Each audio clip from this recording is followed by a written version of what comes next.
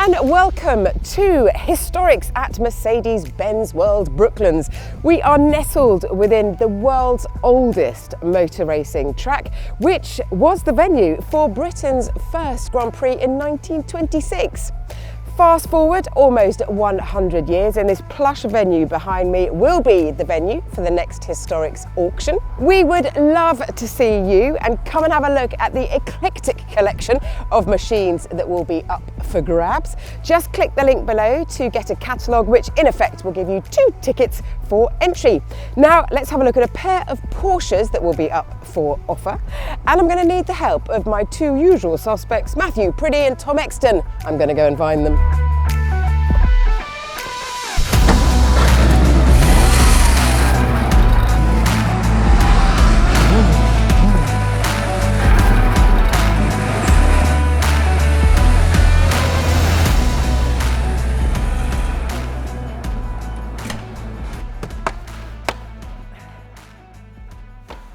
I knew I would find you here. Brooklands cars.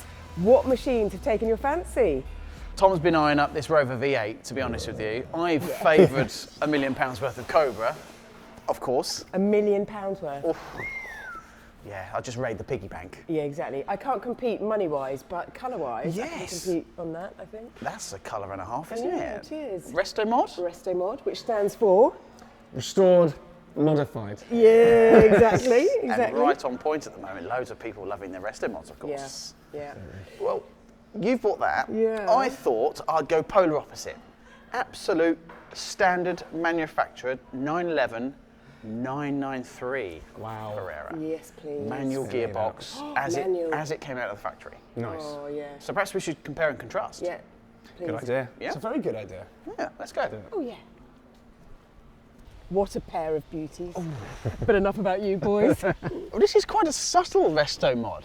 This isn't, there's no flares, there's no wing. No, and because it's subtle, we probably don't need you for this particular bit, Tom. I don't fit in the back seats anyway, and you guys are going to go for a drive, so see you later. Have fun. Yeah, it's very subtle, other than the colour, of course. Yes, yeah. Kermit, you could say it's called, isn't Yeah. it? So This is what I love about the whole Restomod thing. You can either go full bells and whistles, all jewellery, all sparkling, or subtle like this, Yes. but the intricacy happens underneath the body. and makes it more drivable, more modern. Yeah. But enough about this one for now. All original, Carrera 2993, my favourite era of Porsche. Your favourite ever? Yeah, I still hunker after this. I mean, a turbo would be the pinnacle, although these have gone stratospheric in value, of course. But this one I noticed, manual gearbox. Manual gearbox. So this is 6-speed manual as opposed to a 4-speed Tiptronic, which was the other option. No, good in traffic, not so great to drive. No, exactly. And this is staggeringly original. I mean, mostly original paint, I think, if not all. It is original trim, original radio. Ooh, I need to see how it drives. Yes. Shall we go? Let's go.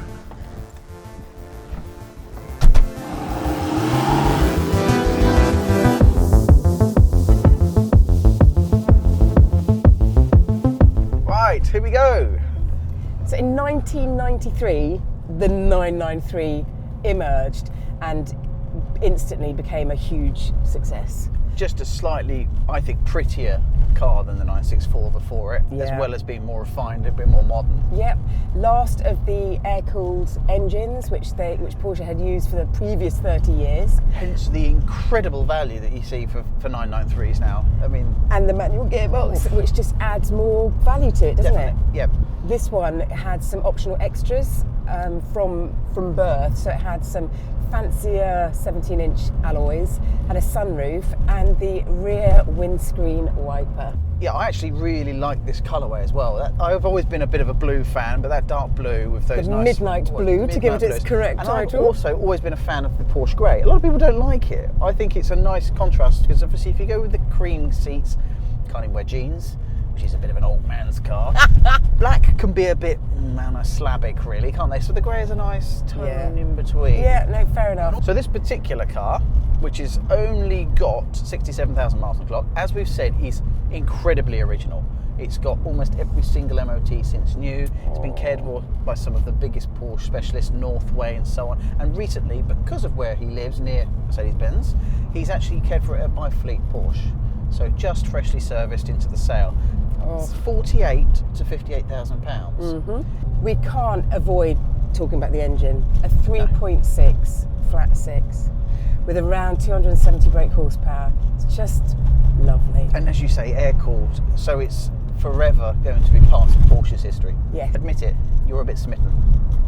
I'm a lot A smitten. bit smitten, aren't you? Yeah. I can see why. It is a wonderful example of a car that I've always liked. I've always liked that they were small with a big bum. The earlier cars were a little bit slimmer, I felt, without widened arches. It was just all things Porsche for me, and growing up when I did and seeing 964s and 993s, I can understand anyone falling in love with them, and I can't really then argue against the price, because if people like me are falling in love with them, then of course really nice examples are going to make very strong money. Yeah.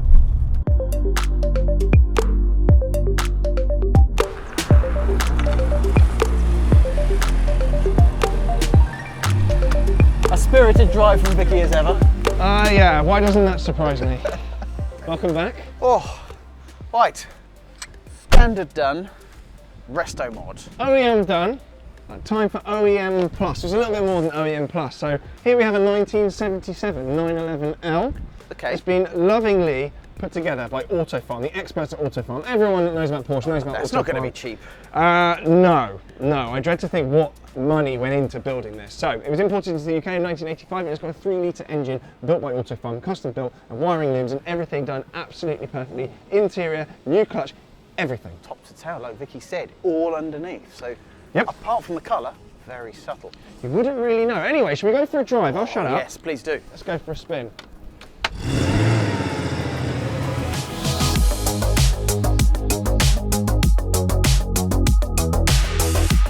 Yeah, so you're a man that's had a Restomod, or you've gone through a restoration, especially with a Porsche.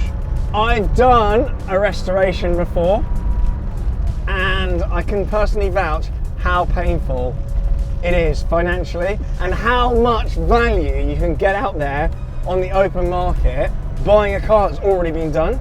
I would never do it all again myself. Imagine that. So this chap has had a full engine built by Autofarm. Yep. All of the suspension, new wiring loom to suit, plus the restoration cost alone. We're probably talking well in excess of £70,000-80,000 worth for this car. Yeah. Just in those bills. I mean, just a spray and an interior on mine, no engine work or anything like that. Literally just the paint and a few bits and bobs. It was about 40 odd grand. So, yeah, sort of 48 to 58,000 pounds as an estimate seems like a bit of a bargain.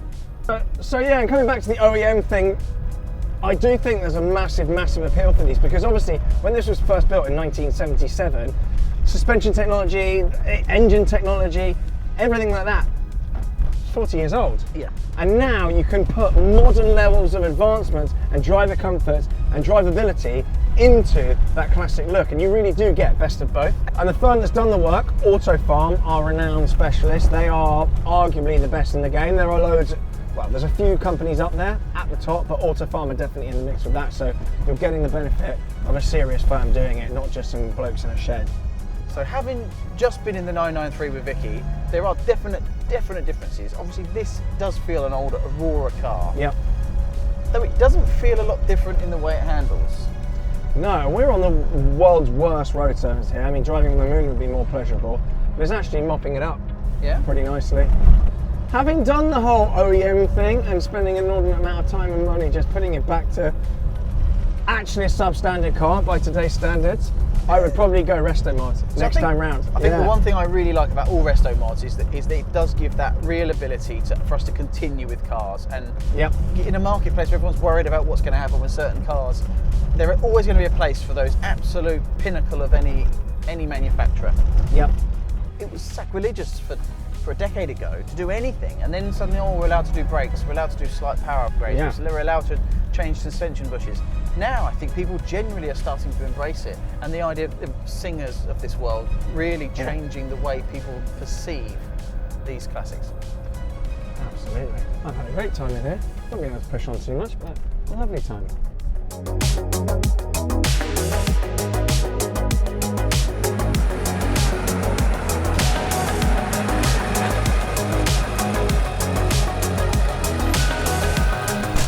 You won't miss us in this. Oh. So then, boys, the big question: to mod or not to mod? See, I think there's a win on both counts. I mean, there's a lot to be said for cars that are original and still original, and matching numbers, and as they were when they come out of the factory. The purity is gorgeous. But equally, I think this is going to save a lot of classic cars resto-modding, because if you've got a car that isn't quite right, you don't want it thrown away. You do want someone to make something of it, and this is special. I totally agree. I think it depends on what car you start with. If you find that car there, you probably wouldn't resto mod that because it's matching, it's original, blah, blah, blah, and that's almost the beauty of that car. But there's a lot of scruffy ones out there, or non-matching or anything like that, and then you can go wild with them and not feel that you're destroying the value or anything like that, because ultimately they're never going to be blue chip collectibles. Exactly. And it's not like a replica. I mean, we've seen a few backdates which are a bit in that respect, but they aren't a replica, they are resto mods. So, and I think as the younger generation, those that were lunatics in McDonald's car parks with Ford Fiestas, as they get older and become purists, the idea of modifying a car makes sense. Yeah. Why not have better brakes? Why not have better power, delivery, gearboxes? As they would have made it if they had the technology available back then. You're kind of doing what Porsche could have done had they been 30 years in the future. So we choose a favourite? That's literally favourite child situation. Oh no, this one. Isn't that easily done? It's funny how quickly you decide. I think I'd side on the 993, but only because I think I like a 993. Otherwise, I'd splinters on my backside, I'd sit on the fence. I'm sticking with Kermit. Are you? Yep. Yeah. It's a draw. It drives arguably much better than that. It's really well Maybe sorted. I have a quarter of a foot on that camp. Don't even know how to do that. So the consensus is to keep pure and to also resto mod.